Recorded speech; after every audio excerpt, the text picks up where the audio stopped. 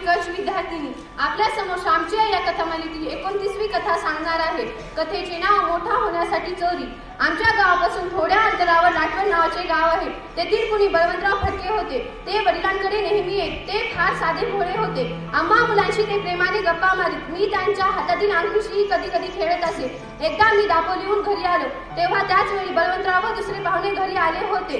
दापोलीत मला वाचनाचा नाद लागला, पण चांगली पुस्तके मिळत नव्हती। तेव्हा स्वामी रामतीर्थ यांच्या चरित्राचे खंड प्रसिद्ध होऊ लागले। त्यातील तेजस्वी सोज्वल सावेश भाषा हे भाग मला आवडे।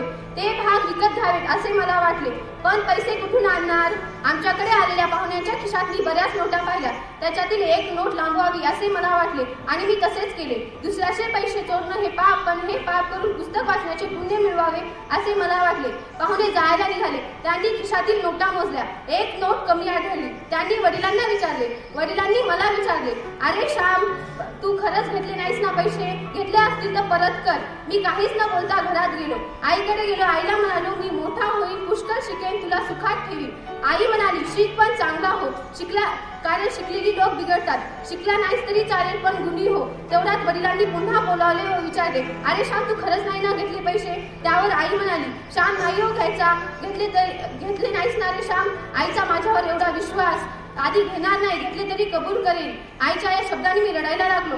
आई जवळ गेलो। आईला म्हणालो, आई, मीच ते पैसे चोरले, ही घे ती नोट। माझ्या वेळेला बोलाव ना। आईला फार वाईट वाटले। आई म्हणाली, पुन्हा अशी चोरी करायची नाही, ही चोरी शेवटची। बळवंतरावांनी माझे कौतुक केले। मला 1 रुपया दिला। मी तो आईकडे दिला। आईने विचारले, कशासाठी चोरी केलीस? मी रडत म्हणालो, पुस्तक घेण्यासाठी, ती वाचून मोठं होण्यासाठी। अरे, पहिली तू चोरी केलास म्हणून वाचलास।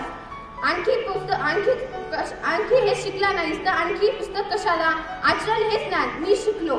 आपल्याकडूनही अशी चूक होणार नाही असे वागूयात। चूक झालीच तरी कबूल करूयात आणि नेहमी चांगल्या गुणाचेच आचरण करूयात। धन्यवाद।